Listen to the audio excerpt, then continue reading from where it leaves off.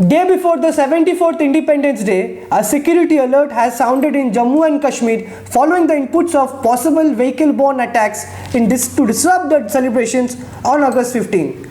Security forces are on high alert after receiving intelligence that terrorists may launch terror attacks ahead of the Independence Day. The inputs, according to the sources, indicate that terrorists have been planning to carry out attacks at various locations in Jammu and Kashmir. Security forces in Butham and Gulgam, areas of Kulgam, could be targeted on before Independence Day, sources in the security forces said. The Intelligence Bureau IB reported access by India Today says Jaish-e-Mohammed and Lashkar-e-Taiba have tasked their operatives to carry out the vehicle-borne attacks. The National Green Tribunal has held 4 companies including BPCL and HPCL responsible for creating gas chamber-like condition in Mahul, Ambapada and Chembur areas in Mumbai and directed them to pay Rs 286.2 crore for the damage caused to the environment.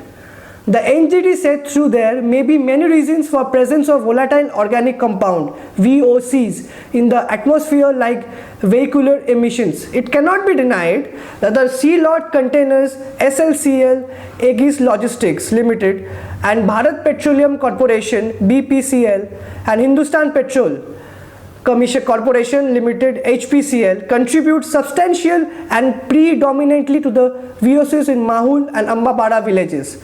The prolonged exposure to hazardous air pollutants, even at minuscule level, may weaken the lungs and other organs. Conditions prevailing in this area are sometimes likened to that the gas chamber, the tribunal said. It is only because of these reasons that the companies had been taking actions to arrest the fugitive emissions, which were particularly noticeable after 2015, and of the late industries have acted on the implementation of the action plan, the NGT said. A government school in Ghatal area of West Medipur district of West Bengal reopened for students on August 12 for 4 hours, violating government guidelines on closure of educational institutes in India during the coronavirus pandemic. The headmaster of Bidhan Chandra High School caused a stir in the state by reopening the school on Wednesday. Located in Ghatal subdivision near Daspur police station of West Mednapur district, the school held classes for students appearing for boards this year, and the principal justified flouting all guidelines on central and state governments. Vrindavan Ghatak, the headmaster, defended there was a request from students and parents for some time now that whether we can have classes of 10th grade students.